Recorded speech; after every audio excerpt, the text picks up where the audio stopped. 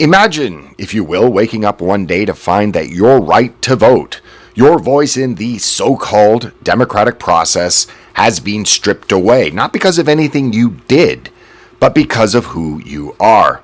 Well, that's exactly what's happening in NATO and EU member Estonia right now. Last week, the Estonian parliament voted overwhelmingly to ban 80,000 ethnic Russians, about 1 in every 16 people in this small nation of 1.3 million, from voting in local elections. Well, why? Because they hold Russian citizenship and, according to some, didn't organize massive enough street protests to prove their loyalty and support for Ukraine. This isn't just a policy change. It's an assault on the very democratic values Estonia claims to uphold. Now, just as a thought exercise, let's flip that script. If this were 80,000 African or Muslim residents in an EU nation that lost their voting rights because they didn't protest loudly enough for a cause the government favored, the outrage, the global outrage, would be deafening. International headlines would scream about racism, exclusion, and most importantly, the betrayal of minority rights, the supposed core pillar of modern liberalism. But because these are ethnic Russians, a group tied to an unpopular nation, well, the response has not only been muted, but has been silent.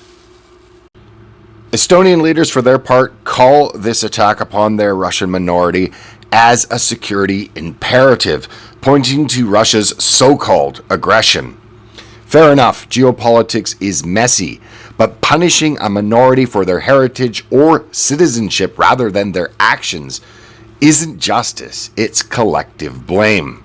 But not to be outdone in the UK, this week, actually today, new race-based laws take effect that impose harsher penalties on whites than other races or religious groups, cementing liberals' democracy's failure with a two-tier justice system that mocks equality under the law on these islands. And it should be said that Estonia is just another nation in a growing list of countries in the name of saving democracy that is muffling any kind of dissent, whether real or imagined. How cute, because especially given that France just became the third NATO country in a month to block its top opposition candidate from the presidential race, following Turkey and Romania. Sorry for the brief interruption, but I'd like to draw your attention to some cool, new, and classic designs over on my shop. It helps the channel very much, and with a wide variety of designs, I'm pretty sure you'll find something that you'll like. Link to find them is in the description, and a very hearty thank you in advance. This morning, many of us awoke to the startling news that a French court sentenced Marine Le Pen to a 4-year prison sentence, of which 2 will be suspended, but more importantly, barred her from seeking elected office for 5 years, effectively sidelining her from the 2027 presidential election, a race that polling suggested she was poised to win after decades of tirelessly building her once marginal national rally into a dominant political force in France. Over the years, Le Pen's vote share grew steadily, from 10.4% in her 2007 presidential bid to 41.5% in the second round of the 2022 election. Despite her incremental compromises that have drawn fierce criticism from nationalists globally, Le Pen's trajectory signaled a potential breakthrough in 2027, a moment now thwarted by what many see as a politically motivated conviction for embezzlement. All of this is occurring against a backdrop of pervasive corruption in Western politics, where figures like Emmanuel Macron, whose estimated $40 to $50 million fortune stems from his time as a Rothschild banker, and typifies a plutocratic norm that demands wealth or wealthy patrons for electoral success. Concurrently, across the Atlantic, President Donald Trump escalated tensions over the weekend, warning that if Iran does not negotiate, there will be bombing the likes of which they have never seen before. And this pivot from his earlier anti-war stance suggests a bait-and-switch influenced by donors and advisors like Miriam Adelson and Jared Kushner. With B-2 stealth bombers now ordered to U.S. bases in the Indian Ocean, echoing preludes to past Middle East conflicts, and Attorney General Pam Bondi's new task force to combat anti-Semitism, redefining dissent as terrorism, the Trump administration appears to be doubling down on policies that contradict his populist roots, aligning instead with Israel's interests. Across the West, these events underscore a grim reality. No matter how people vote, the outcomes remain eerily similar. Le Pen's disqualification, likely a maneuver by elites to block her ascent, mirrors historical as well as contemporary attempts to suppress populist movements. Greece's Golden Dawn saw its leaders imprisoned after rising to prominence in 2013, while currently the German establishment doesn't even know how to respond to the growing popularity of the Alternative for Deutschland party other than calling for it to be banned. And these examples, among many others, reveal a pattern. Democracy is celebrated until the wrong candidate prevails. And again, as I said previously, in just this past month, France became the third NATO country in a month to block its top opposition candidate from the presidential race following Turkey and Romania.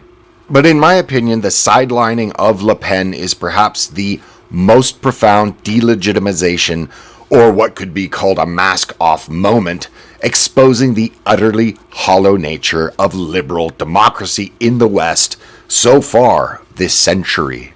Liberalism, as we have been told, is built on the so-called sanctity of minority rights, but this clashes irreconcilably with democracy's majoritarian will and exposes the inherent contradictions.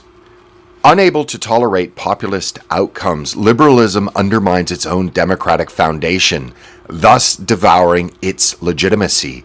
In Europe, where elites lack the capacity to stabilize this unraveling, as American power brokers seemingly did by sparing Trump from jail to preserve their empire, the result will be runaway polarization. Once the democratic contract fractures, mutual tolerance between right and left erodes, paving the way for either leftist tyranny or a right-wing revolution. Le Pen's mantle now falls to Jordan Bardella, a lackluster figure whose pro-Zionist stance might appease elites, but lacks the dynamism to transform French politics. Similarly, Trump's shift toward war, token expulsion of illegal migrants, and censorship, well, it betrays his base, proving that leaders who resist corruption are criminalized, elections are overturned, and sham charges levied, while establishment corruption thrives. Democracy, increasingly a facade for plutocratic rule, offers no recourse. If those in America, Europe, and beyond seek to reclaim their rights, they must look beyond a rigged electoral game to new forms of power and leverage, as liberal democracy's illegitimacy stands fully exposed.